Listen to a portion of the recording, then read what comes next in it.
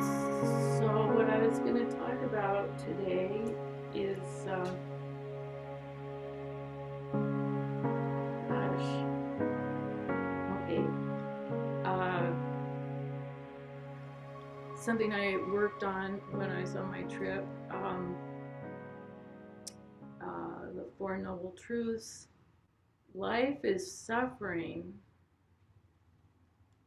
and there's a cause and there's an end. Life is suffering, there's a cause of suffering, there's an end to suffering. Um, and it's very hard to get this. I was enjoying listening to the Gate of Sweet Nectar this morning because the Gate of Sweet Nectar directly addresses the end of suffering. Uh, be one with the unconditioned Tathagata. Tathagata is just this. Be one with the unconditioned just this. And also, Gate of Sweet Nectar tells you exactly what to do. I was amazed listening to it. So you might want to look at that, see if it tells you what to do.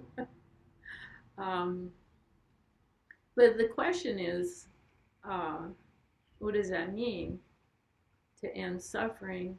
I recall once we were having a workshop on the Four Noble Truths, I think, and Roshi, Maizumi Roshi was there, and Shishin said, I don't get this end of suffering. There was a story going around at that time. There was a famine in Africa, and a woman who was starving had twins who were starving. And she went off in the woods and came back with one baby.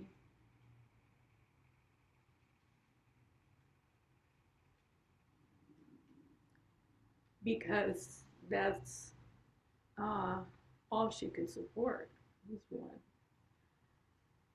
And she just said, what do you mean, no suffering? What about this? How do you answer that? And no one really answered it. But I think that's the question we all have. Many of us come to, we hear about the Four Noble Truths and we think the end of suffering is I'm going to be happy forever now. I'm never going to be sad again. Uh, I'm going to find true happiness. Uh, and you see it in, I call it spiritual materialism, which I'm not, Rinpoche, Chumpa Rinpoche is the first one to talk about spiritual materialism. I'm going to get something, and this end of suffering is going to be bliss, always bliss. Always get the parking spot. Like, right, when you get the parking spot right away, that means God loves me. I'm in bliss. Um, so that's not at all what Buddha was talking about. Um, but I worked on this. I looked at this, and I had a couple things that were kind of new to me, maybe not to you. This doesn't just stay open, by the way, Mr. Apple. Um, so life is suffering. So that life, when we say first noble truth, life is suffering. What do we mean by life? And that life is the conditioned life, what we usually think of as our life, who our parents were, um, what our economic situation is, what our health is, what our financial situation is, uh, what our physical appearance is.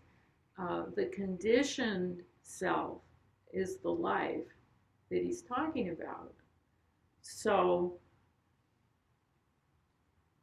uh, and that's what I say he, talking about the Buddha, what they said was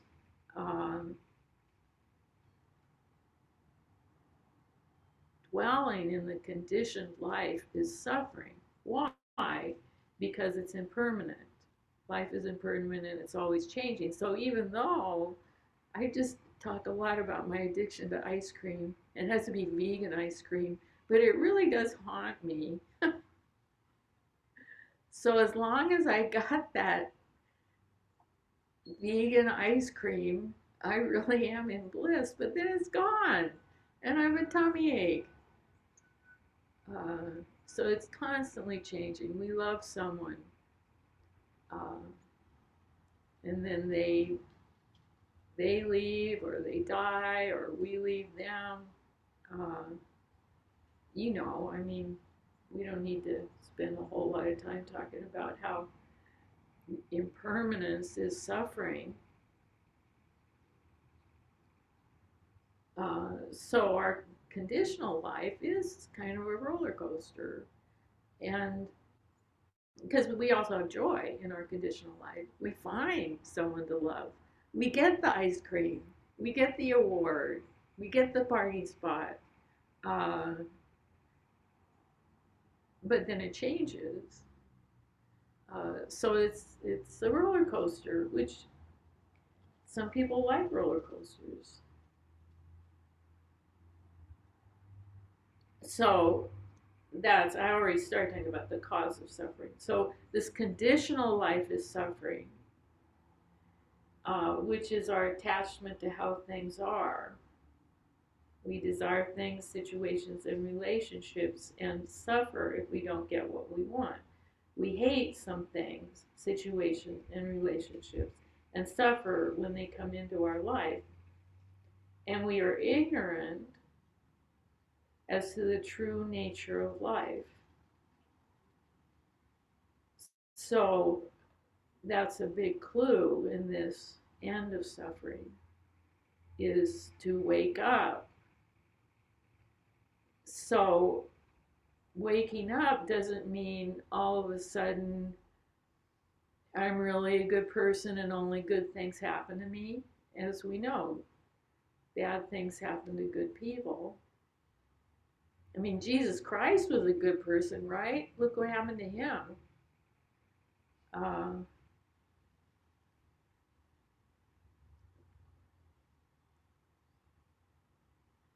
so Yastani Roshi said that the greed, anger, ignorance comes from our biology, from our DNA, because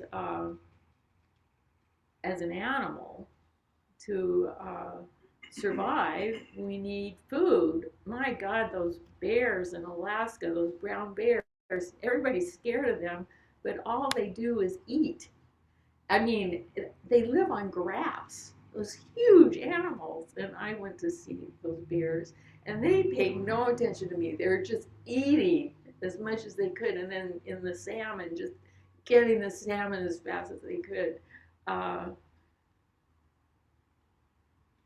that greed is what keeps them alive, what lets them hibernate and all that stuff. And then we need to protect. So yeah, bears are mean. Especially if you threaten their kids, you threaten them, or if you've got food that they want. Bears can be quite aggressive and kill people uh, for survival, for the sake of survival. Um, and the separation is also for the sake of survival. So ignorance is seeing ourselves as separate. Me, my needs, my thoughts, my feelings are separate from yours. And that's part of survival. So if I just take care of you, maybe I'll die or something. So the animal survivor. So the way to end suffering is to wake up. To wake up to what? Actually, there's two ways to end suffering. This is where, I don't know, there used to be a clock, but no one cares anymore, I guess. On the computer. Yeah. Oh, there it is. They used to really keep me tight on talking. Um, anyway, what? Uh, oh, waking. This is where I kind of want to bring in the three tenets because I think that's what's missing and why I had trouble understanding the end of suffering. Is there are two ways to end suffering.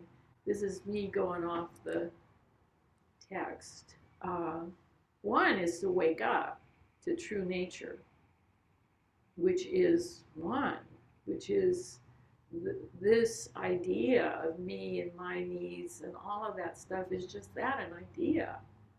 And to see into the oneness of all things, which is an experience, uh, so-called enlightenment. And it has different manifestations. Samadhi has different. Jijuzanmai samadhi is joyous, joyous samadhi, and like then there's emptiness, just empty. It's just empty. Once we see that, then my needs are just not as important, and your needs become more important to me because you're me and I'm you. Um, But the other way to end suffering is to do something about the inequality and injustice in the world. I mean, there's the suffering of death, which we're all going to do. Uh, well, I don't know. I had some friends who were trying to be immortal back in the 70s. I wonder what they're doing now. uh, and they believed in it. They were doing stuff to be immortal. But basically, we die, and death is painful in one way or another. But we can do things to make the process of dying less painful. We have painkillers now and stuff like that, which is nice. Um, but the terrible injustice in the world. Um, just saw this movie. Oh my God! For Foreman. What's that guy's name? What's his first name? George Foreman. I'm not a boxing fan, but I love biography. So I'm watching this biography of George Foreman. But they have this when he's little, and his mom she's working as a waitress, but she has nothing, and they've moved for some reason. They're in this horrible place with no electricity and water on the floor. And this is another thing that's gonna get the feelings going. She's got one McDonald's hamburger, the littlest one, and she divides it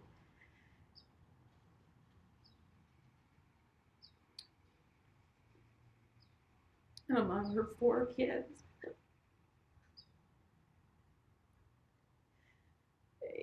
That kind of suffering we can do something about.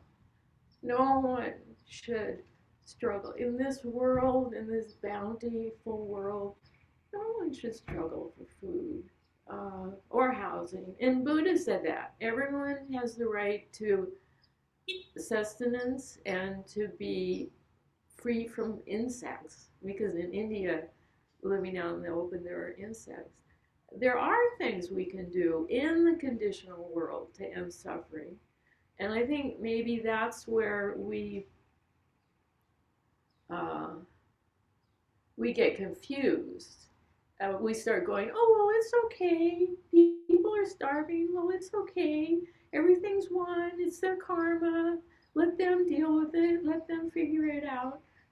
We can do something for others. And it was something Bernie felt very strongly about, that our practice was useless if we weren't doing something about the terrible suffering that is not needed. And it's conditional. It is part of our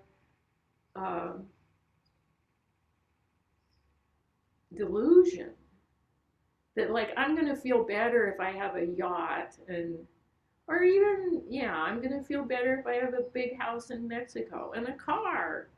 We were talking, I met some people on a boat in Alaska, and we were talking about the energy crisis. Oh, this guy mined gold. And I said, yeah, we need gold so much.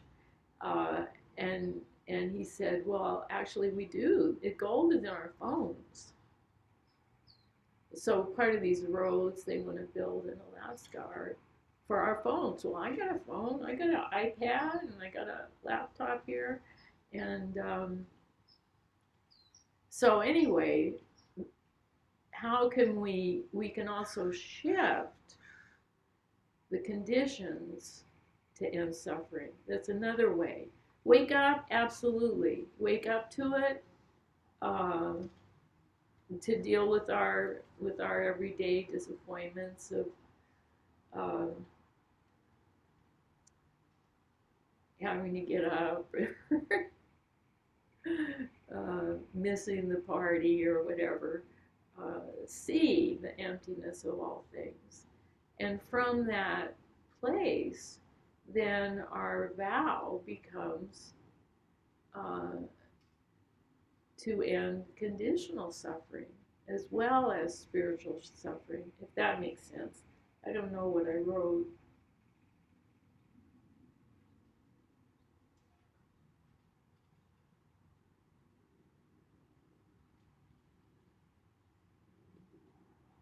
Oh, I hate it when it does that. It really makes me suffer. It pops up this little thing that I don't want. Okay,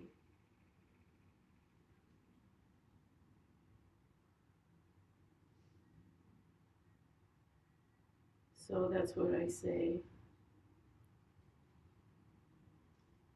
Oh, the four recommendations. Oh boy, I didn't look those up. Those are the things to, you know, the four, Peacemaker used to talk about them. Sorry, I'll have to look that up. I forgot what it is. Shifting karma, which is after I received transmission, I just started to feel like my life now was like, they talk about moving the prayer wheel. Uh, there was one in Japan where I was, is big, and it took a lot of people to move it around. It was heavy to move, which are the sutras, saying the sutras, but um, I started feeling that, how hard it is to shift karma. So it's like that guy who rolls the rock uphill, and he gets it halfway up and then it rolls down and then he rolls. That's the life of the bodhisattva, to shift karma, to change the greed, anger, ignorance that's just destroying our world. And how to do that is in little teeny ways. Some people have an opportunity to do it in a big way, like Joe Biden has an opportunity to do it in a big way. Um, but most of us, it's just being kind, following the precepts, um,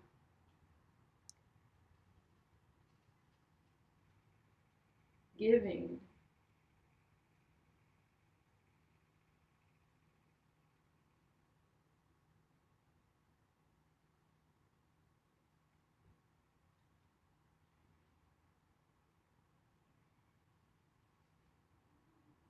How long am I supposed to talk for? Another hour or so. Roshi would do that. He'd just talk forever and he'd make us sit cross-legged. It was to lose anyway. I won't do that, but I will do this end part since I wrote it here. Um, I just watched this movie about Andy Warhol, who I just really admire as an artist. I love his art, but he suffered so much. He's an unattractive, gay, shy man, and that was hard. And then he got shot by one of his students, by someone who supposedly loved him. It was like a performance art that she shot him. Um, I guess, I don't know. You may have your opinion. But anyway, it was horrendous what happened to him.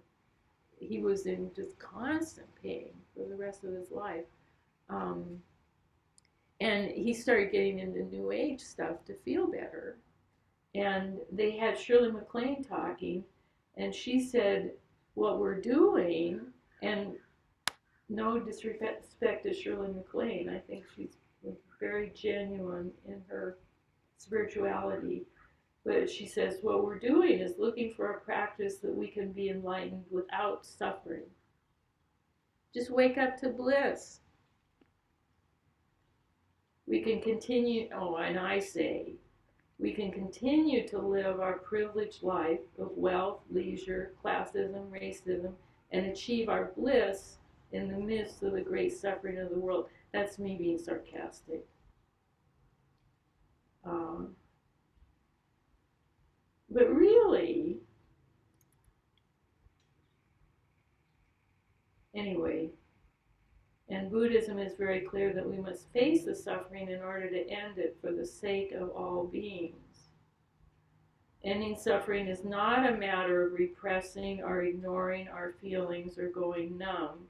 So that's where the thing, Sandokai, that we chanted this morning says, be the unconditional Tathagata.